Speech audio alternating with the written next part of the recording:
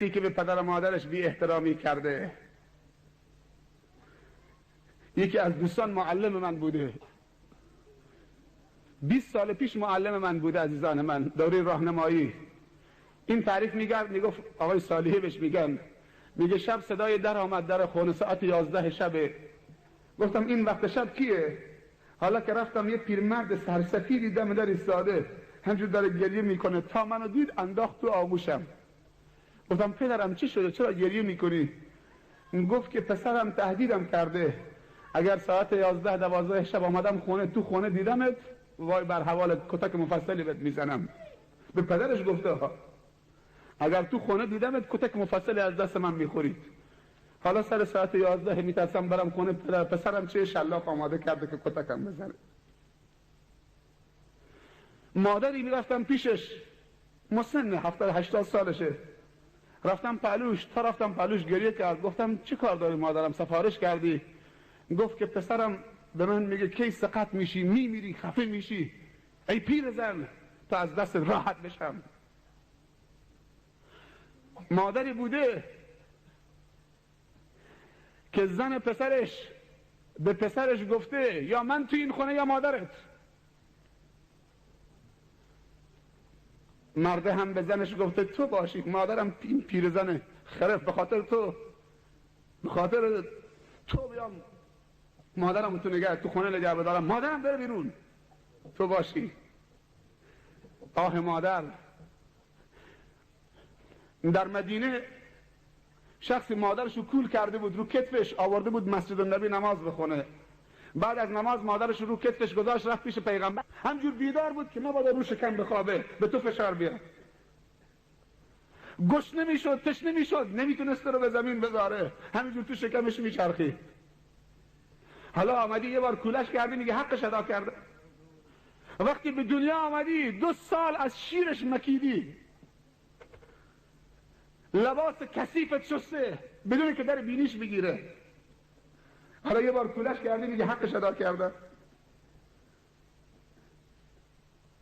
وقتی مادر و پدر به سن بالا میرسن دلشون نازکتر میشن، کمبود بیشتری احساس میکنن، بیشتر نیاز به رعایت دارن. پیامبر صلی الله علیه وسلم میفرمایند، علما میفرمایند دعای پدر و مادر در حق اولاد مثل دعای پیغمبر در حق امتشه. بترس از دعای مادر و نفرین مادر. این قصه رو گوش بده. در خود مدینه جوونی اجلش رسیده بود، هر کاری میکردن سکرات مرگ بهش فشار میامد، چشمش اینطوری سرخ میشد، جانش بالا نمیامد، روحش در نمیامد. خبر به رسول الله صلی الله علیه وسلم رسید که مادرش نفرینش کرده. مادرش طلبید، گفت مادر این پسر تویه؟ گفت بله. گفت حلالش بکن، ببخشش آخر عمری تا روحش در بیاد، تا زجر نکشه. گفت نمیتونم حلالش بکنم، اونقدر به من بی احترامی کرده که حدی نداره، اصلا از دلم در نمیاد. گفت خواهش میکنم، من از تو خواهش میکنم حلالش بکن. گفت نه نمیشه. رسول الله صلی الله علیه و سلم باش صحبت نکرد با پیرزن، دستور داد هیزم بیارید. هیزم آوردن، گفتن آتش بزنید. آتش زدن. پیرزن حالا مات شده بود، آتش برای چی؟ هیزم برای چی؟ بعد دستور داد که، حالا نگاه میکنه پیرزن، مادر نه، دستور داد این جوان رو بلند بکنید بندازید تو این آتش. صحابه دویدن به طرف جوان که بلندش بکنن تو آتش بذارن. پیرزن گفت چی کار میخوای بکنی؟ اول سکوت بود، آتش زدن، هیزم آوردن، بلند کردن پسرش، جلوش تو آتش. چی کار میخوای بکنید ای رسول خدا؟ گفت تو حلالش نکردی، نبخشیدش. اگر تو حلالش نکنی روز قیامت باید بره تو جهنم بسوزه. من میخوام بلندش بکنم تو آتش بندازمش. همین کار ملائکه میکنن تو روز قیامت. اینجا بود که مادر یک پارچه خودش فراموش کرد و محبت مادری گل کرد، دوید همینجور بچه‌ش تو آغوش گرفت و نوازش کرد و حلالش کرد. عاطفه مادر چقدره، گذشت مادر چقدره، محبت مادر چقدره، شفقت مادر چقدره. پسرش تو آغوش گرفت، سر و صورت و پیشانیش همه بوسه زد و حلالش کرد. تا حلالش کرد روح پسرش هم بالا آمد. چند بار به مادرت گفتی ای پیرزن؟ دختره حالا دیپلم گرفته، دانشگاه داره میره، پاش رو پا انداخته، مثل یک نوکر کنیز به مادرش میگه خوراک درست کن، خوراک بیار، لباسم اتو بکن، لباسم بشور، من دانشگاه دارم میرم. یکی از علامات قیامت ان تلد الامة ربتها، این که بیبی کنیز بیاد بیبیشو به دنیا بیاره. سوال کردن تعجب کنیز چطوری بیبی به دنیا میاره؟ گفت در آخر الزمان دختری که باید اطاعت و احترام مادرش بکنه برعکس میشه، مادر باید اطاعت دخترش بکنه. حالا شده داره میبینی پسرها همینطورن.